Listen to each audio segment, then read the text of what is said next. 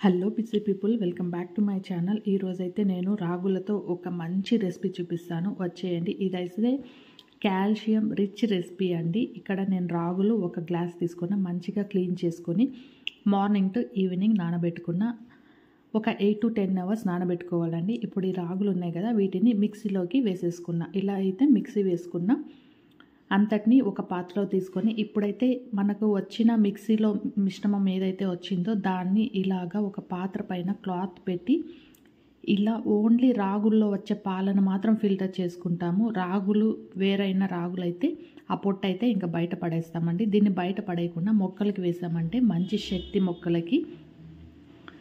ఇలా తీసేసుకున్న తర్వాత ఈ పాలల్లో ఇప్పుడు నేనైతే బెల్లం కరిగించి వేసుకుంటున్నా. ఎందుకంటే బెల్లంలో ఏదైనా మట్టి ఉంటుందని ఇలా ఫిల్టర్ చేసుకుంటాను, లేకపోతే డైరెక్ట్గా మంచి బెల్లం అయితే మనం వేసుకోవచ్చు. ఇక్కడైతే కొలత చెప్తానండి.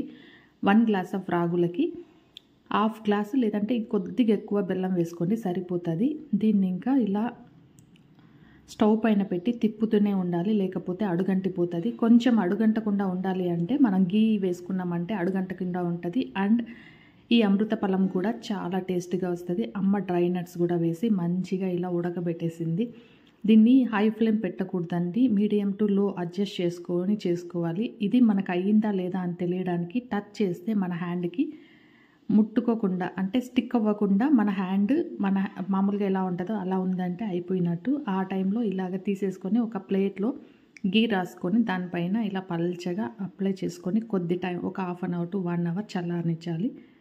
చల్లారిచ్చాక దీన్ని చిన్న చిన్న ముక్కలుగా కట్ చేసుకోవడమే, అంతే అండి. ఎమ్మీగా ఉండే అమృత ఫలం అయితే రెడీ అయిపోతుంది. ఇదైతే మనం రాగుల పాల నుంచి చేసే రెసిపీ అండి. ఇది పిల్లలకైనా పెద్దలకైనా ముసలి వాళ్ళకైనా ఎవరికైనా చాలా హెల్తీ రెసిపీ. తప్పకుండా ట్రై చేయండి. ట్రై చేసి ఎలా వచ్చిందో చెప్పండి.